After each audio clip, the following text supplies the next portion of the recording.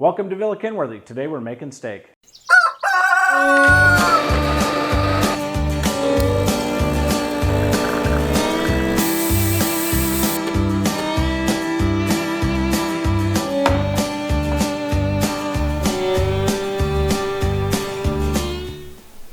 Welcome to Villakinworthy. I'm Dennis, and today we're going to cook some New York strip. I'm going to show you how I prepare it using my sous vide to get the perfect temperature, and then I sear it off. And here we have our two New York strips. I place them on a wire rack and put them in the fridge for a day or two to help them dry age just a little bit more. This helps to get off all the extra moisture from the outside of the steaks, and that's what helps me get a really good crust whenever I sear them off.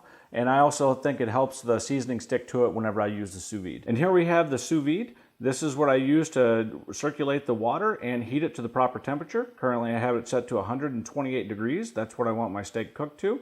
And as you'll notice, it's just placed into a water bath, and this circulates the water around and it keeps it at a constant temperature. So this is what we're going to place our steaks into. Often when I'm cooking, I like to have a cold beer or maybe a glass of wine. Today I'm going to be drinking some Pseudo Sue. This is made by Toppling Goliath Brewing Company out of Iowa, and they partnered with the Field Museum to create this wonderful beverage, and today that's what I'm going to be drinking during our video. First thing we're going to do is we're going to season our meat. I like to take a little bit of olive oil. This right here is the garlic infused olive oil that I get from the oilery in Sun Prairie, Wisconsin. I really like this stuff. It has a great flavor. So I'm going to use a little bit of that on the steaks today.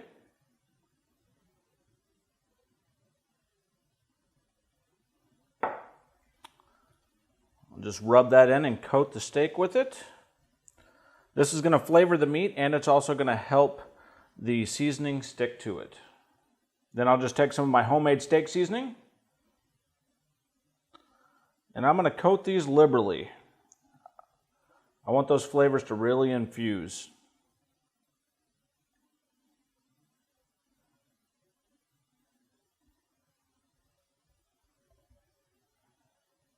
And I flip them over, and we do the same thing to the other side.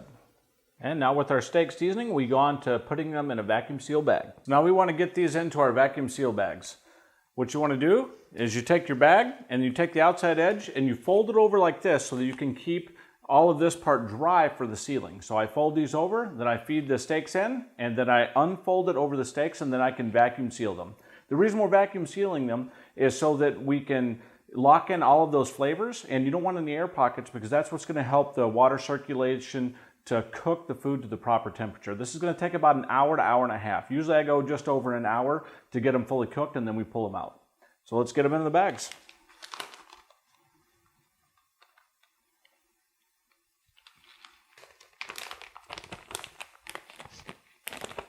Let's get that centered up. I got my steak in there, so that one's ready to go, and now we'll do the second one. Then what we're going to do is just take the edges, put in our vacuum sealer, just like the directions say.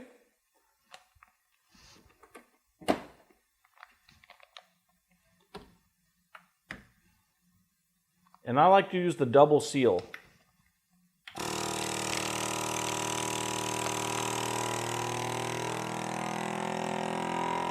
As you can see, there's two different seal marks. That's the double seal. This is what I do prefer to make sure that I get a good seal and I don't get any water leaking in and ruining my steak.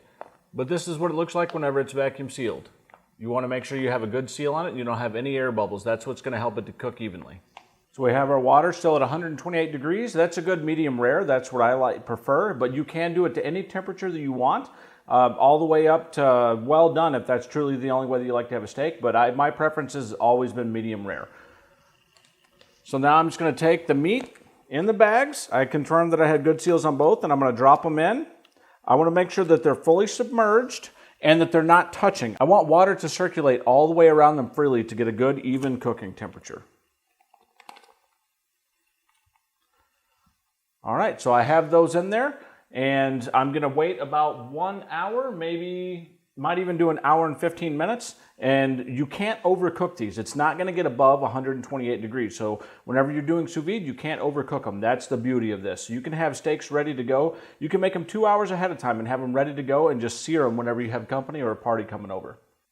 So with the steaks going in the sous vide, I have about an hour to kill. That's the perfect time to make some sides. I think I'll make some mashed potatoes, and then I'll end up maybe sauteing some onions to go on top of the steak. I'm going to finish up my Pseudo Sue IPA. Thank you, Toppling Goliath. I think this is a wonderful beer. I appreciate it. And we'll be back with you as soon as these right here are to temperature. It's been over an hour, so our steaks should be ready to go. So we're going to pull them out of the water, get them out of the bags. We'll pat them dry a little bit, and then we'll get them on a flat top to sear so that they're ready to go.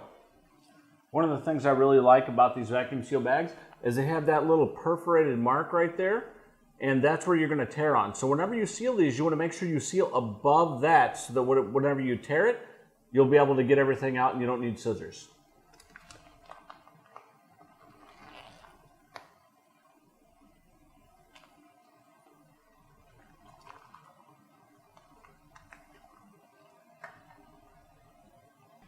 Once I get these out of the bag, what I'm going to do is take a little piece of paper towel and I'm just going to lightly lay it across the top and press down. I want to take off any of that excess moisture so that we get a good sear and a good crust. I like my steaks to be medium rare and have a nice salty crust. And this is what they look like with the seasonings whenever they come out of the sous vide. What I'll probably do is hit them up with a little bit more salt so that whenever I sear them, I get a little bit more of a salty flavor. Some of that dissipates and disappears within the liquid, but you don't want to overdo it. So we've had our flat top heating up while we were setting up and getting everything out of the bags. This is a Blackstone flat top. It's a gas grill that some friends of mine got me. Thank you very much, Wendy and Russ. I really appreciate it. I use this thing all the time. And as you can see, there's a little bit of heat coming off of it. You can see the slightest bit of smoke coming off it. I've got it really hot because I'm going to only sear these for about a minute on each side. So we're going to put a little bit of olive oil on it to help season the grill, and that'll help with everything going on with cooking the steaks and getting that nice crust.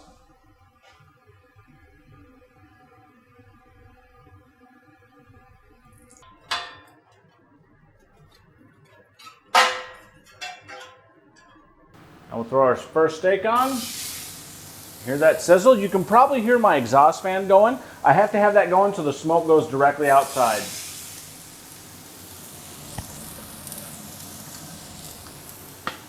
Then what I'll do is take and put a little bit of olive oil right on top of each one. The oil is really key to getting that good crust.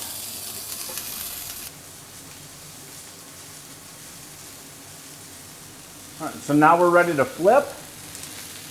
Got a nice, good golden crust going on there. Flip that right over. You got to remember, most of the cooking has already been done through the sous vide process. So all we're doing is browning each side and then it's ready to take off. It doesn't take very long at all, but you want a really, really hot skillet, or like this flat top, it's a good cast iron, so it works out wonderfully. I really love this thing. All right, so let's see what this thing looks like. I got it pulled off. I gave it a few minutes to rest, and we're just going to cut into it here a little bit and see what we've got.